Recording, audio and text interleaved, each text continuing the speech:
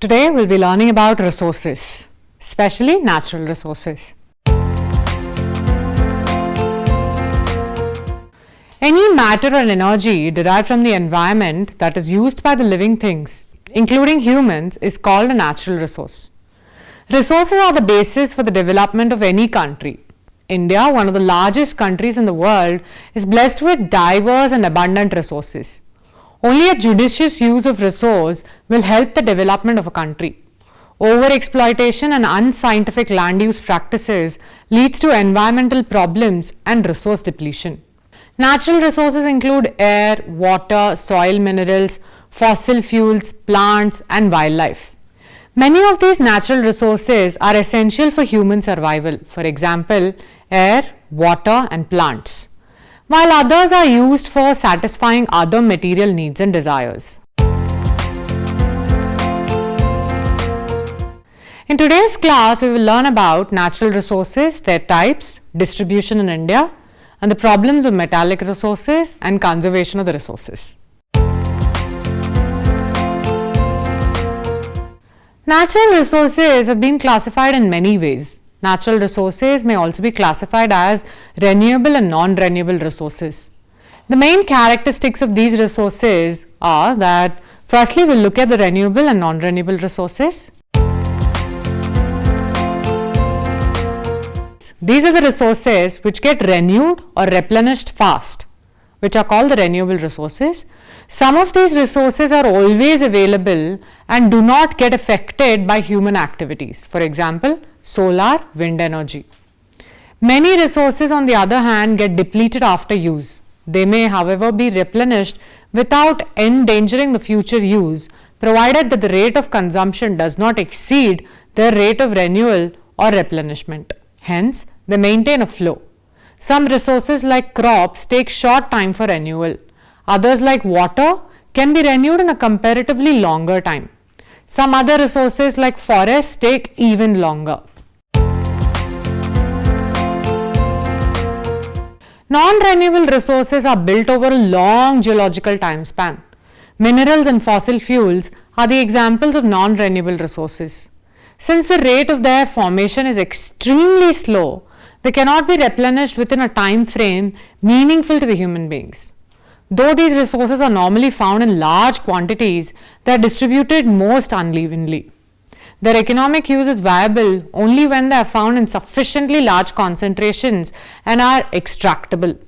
Some of these resources like gold, silver, and iron are recyclable in nature. It means that the metal content obtained from the ore may be used again and again after necessary processing. Fossil fuels such as coal, mineral oil, and natural gas get exhausted. Hence, they are non-recyclable. A mineral is an aggregate of two or more than two elements. A mineral has a definite chemical composition, atomic structure, and is formed by inorganic processes. In economic geography, the term mineral is used for any naturally occurring material that is mined and is of economic value.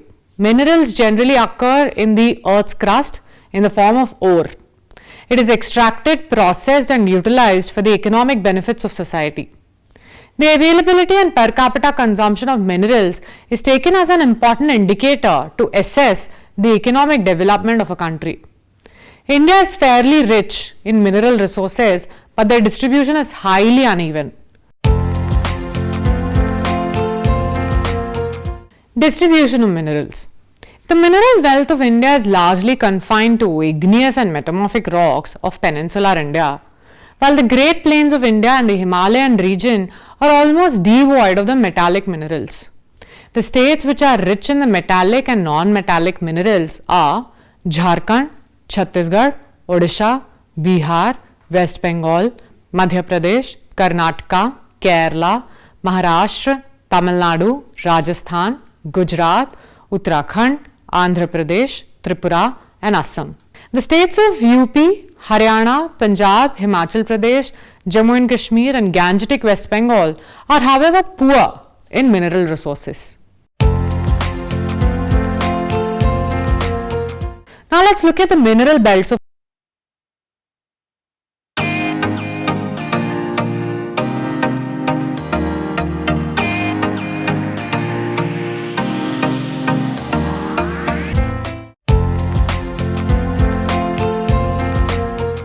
Classification of the mineral resources.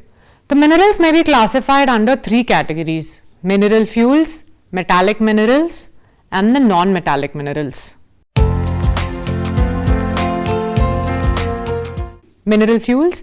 This group includes energy resources like coal, mineral oil, natural gas, and atomic minerals. Energy resources. Metallic minerals constitute the second most important group of minerals after fossil fuels. These minerals provide a strong base for the development of metallurgical industry and thereby help the process of industrialization and urbanization. India has a substantial reserve of these minerals. India is a producer of about 95 minerals, of which 3 are fuel minerals, 3 atomic minerals, 10 metallic, 23 non-metallic minerals, and 55 minerals.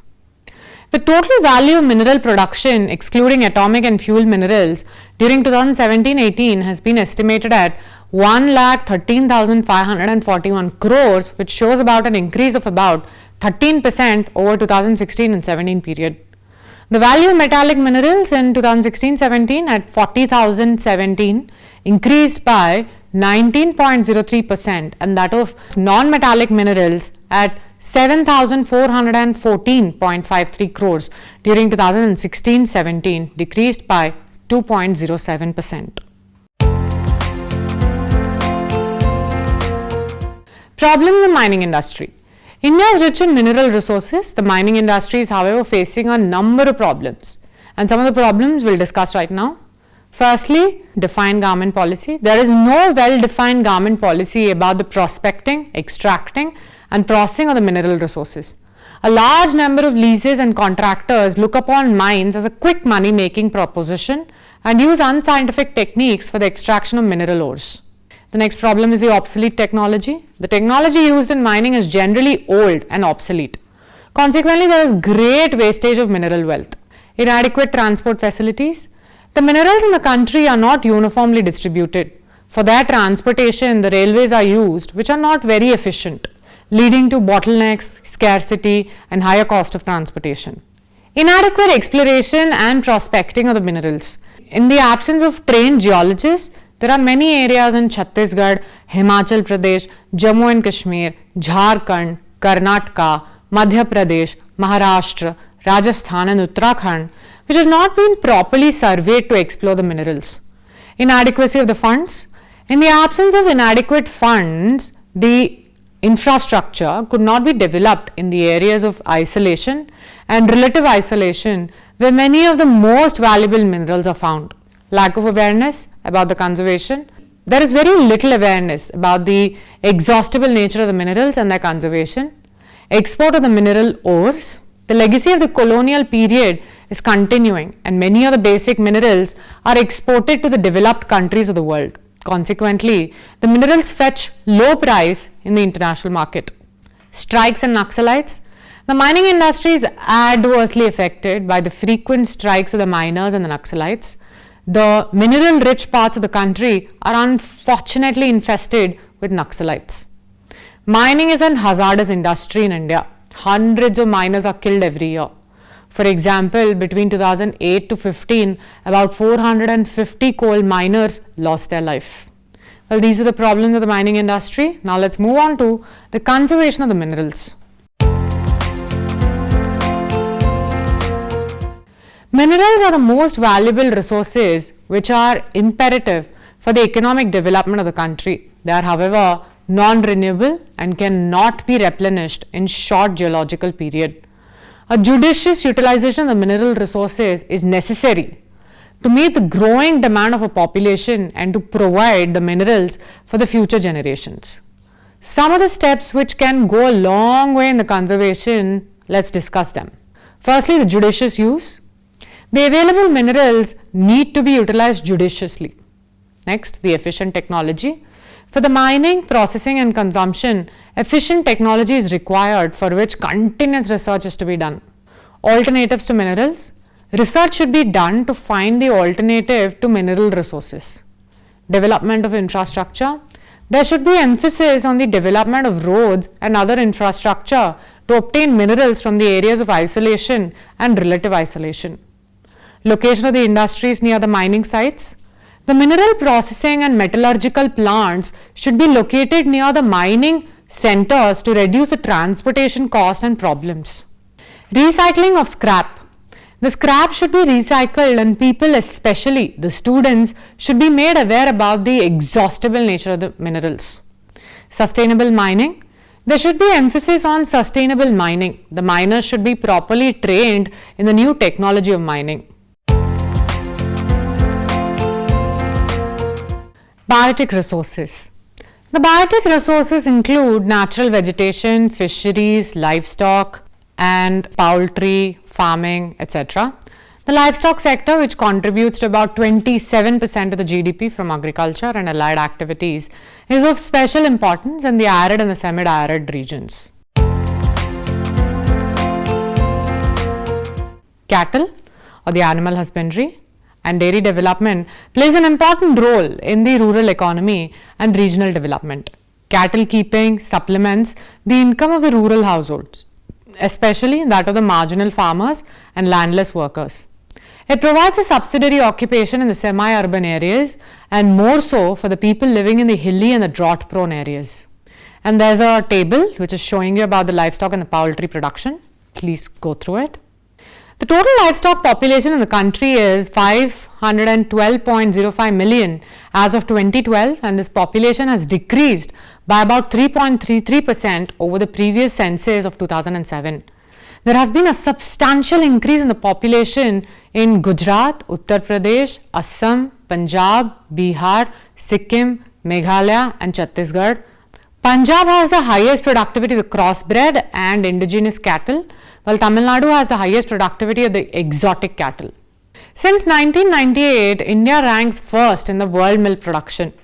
Milk production in India during the period 1950 to 51 to 2017 to 18 has shown an increase from 17 million tons to 176.4 million tons.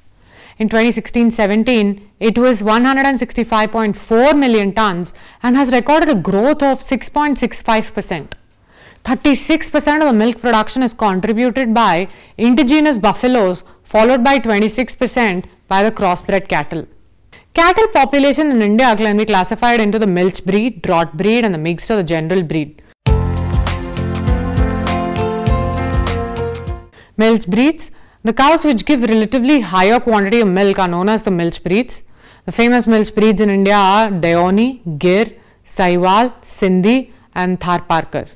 The Deoni bred is a native of the northwestern parts of Andhra Pradesh, which gives about 2000 kg of milk per lactation. The Gir breed, which is a native of Saurashtra, which yields over 3000 kg of milk per lactation. The Sahiwal breed, formerly known as Montgomery in Pakistan, yields about 3000 to 4500 kg milk per lactation. The Sindhi breed is red in color and produces about 5000 kg of milk per lactation. Next, we have the draught breeds. The bullocks of the draught breeds are excellent draught animals. The main draught breeds in India are Nagori and Bachor, the Kaithiavari, the Malvi and the Kherigari and the Mysore type, which are characterized by prominent forehead with long pointed horns which are close together.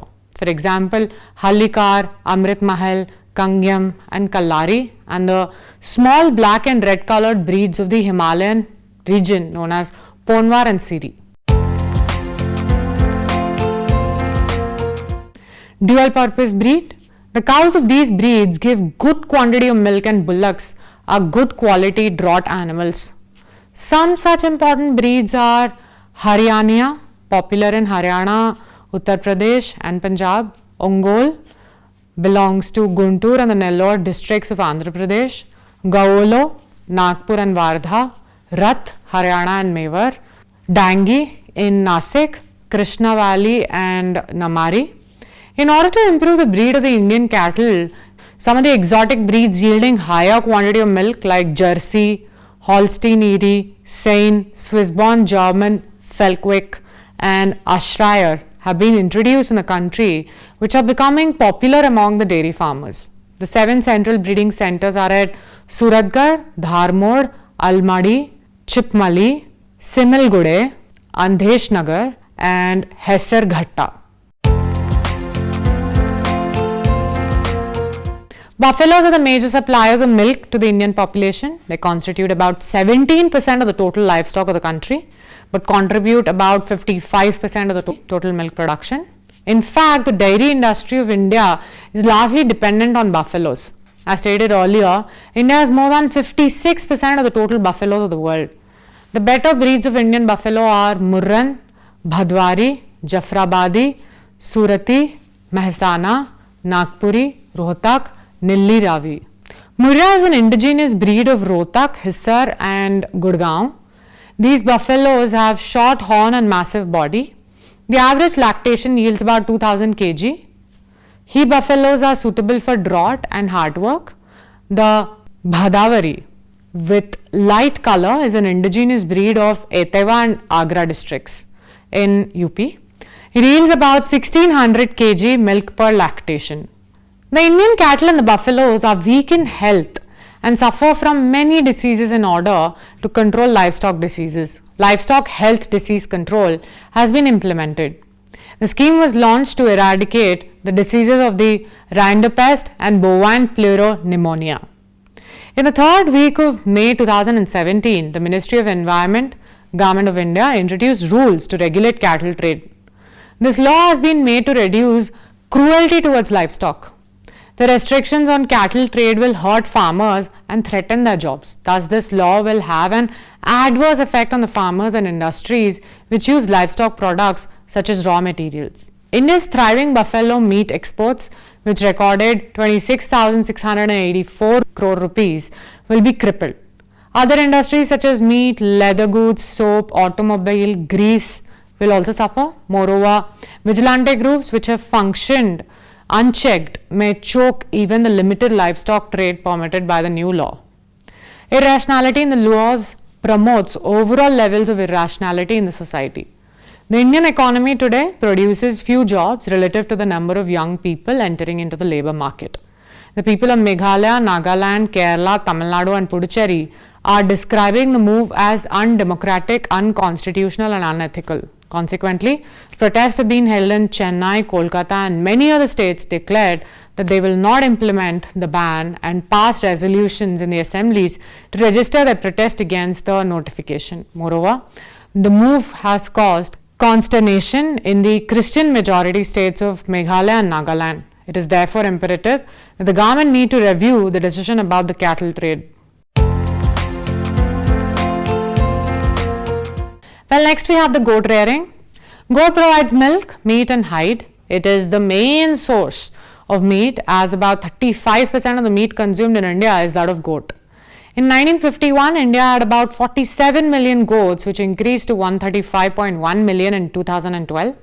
Bihar, including Jharkhand, has the largest number of goats, followed by Rajasthan, West Bengal, UP, Maharashtra and MP.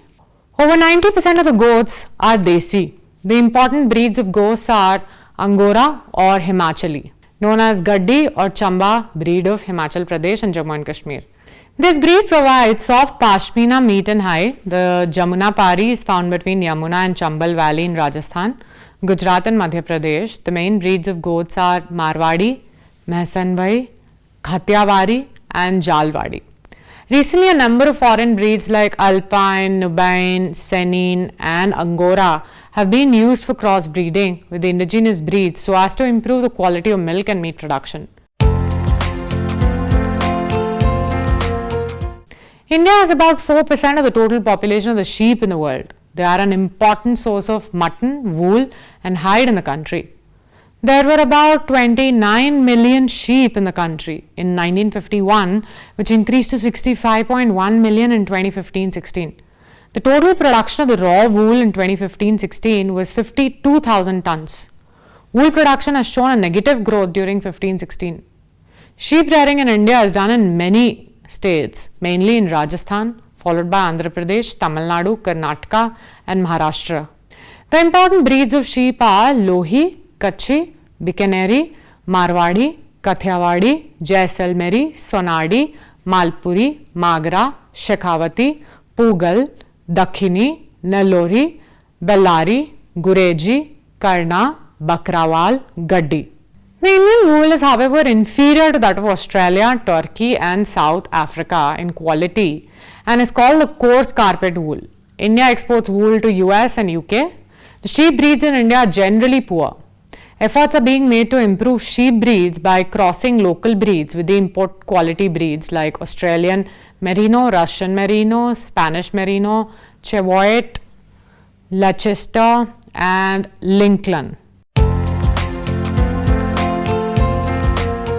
Next we have the poultry farming. Poultry includes domestic fowls like chickens, ducks, geese, Japanese quail, emu and turkey. These are kept to obtain meat, eggs and feathers. Poultry farming requires small capital investment and provides good additional income and job opportunity to the rural population. The poultry farming practices in India have evolved from unscientific practices to commercial production system. The production of the eggs during 2006-07 was 50.70 billion and it increased to 66.45 billion during 2011 and 12. The current total population of poultry in India is 729.21 million and the egg production during 15-16 was 82.93 billion. The poultry meat production is approximated to 3.26 million tons. It went up to 27.95 billion tons during 17-18. The leading states were Tamil Nadu, Andhra Pradesh, Telangana, West Bengal and Haryana. The Government of India is making efforts to further improve the production of quality milk, procurement, its processing and marketing of the milk and its products by implementing various dairy development schemes, National Program for Dairy Development, National Dairy Plan, support to dairy cooperatives, dairy processing and infrastructure development, and some of the important schemes for enhancing the cattle population and production. Rashtriya Gokul Mission, it was launched in 2014 with an outlay of 20-25 crores rupees. 80% of the cattle in India are indigenous and non-descript breeds whose milk is high in fat content. However, the number of indigenous cattle is declining and some breeds like Panganore have become threatened. Hence, the Rashtriya Gokul Mission scheme shall promote the development and conservation of the indigenous breeds through selective breeding. National Kamdhenu Breeding Center, it is a centrally operated scheme approved in 2014-15. It has an allocation of 50 crores rupees. Its objective is to conserve and preserve the bovine breeds, enhance production, to upgrade the genetic merit, to supply the elite germplasm and to protect the threatened breeds from extinction. RGM Award to enhance the healthy competition among the states of India for the veterinary practices. All the states or UTs that participate in the implementation of the schemes under the Rashtriya Gokul Mission are eligible for the award. E-Pashu Hart, it is a digital platform that offers a market for the bovine sellers and buyers. This minimizes the involvement of the middlemen and increases the farmer's income. It also makes the availability of disease-free germplasm, that is a genetic merit, to the farmers. Embryo transfer technology. This technology has revolutionized the breeding strategies. It is a vital tool to improve the genetic constitution of the cattle through techniques like MOET, which is multiple ovulation and embryo transfer. And we have some national awards that are given. Farmers Gopal Ratna Award is given to the farmers maintaining the best herd of the indigenous breed and practicing the best management practices. National Kamdhenu Award is given for the best managed indigenous herds by institutions or trusts. Natural resources are resources which exist without any actions of humankind. This includes the sources of valued characteristics such as commercial and industrial use, aesthetic use, scientific interest and cultural value. On Earth, it includes sunlight, atmosphere, all the minerals along with all vegetation and animal life. Natural resources are naturally occurring substances that have considered valuable in their natural form. Its value rests in the amount available and demands for it. It is our foremost duty to conserve them and use them sustainably. Hope you've had a great lesson. Thank you and have a nice day.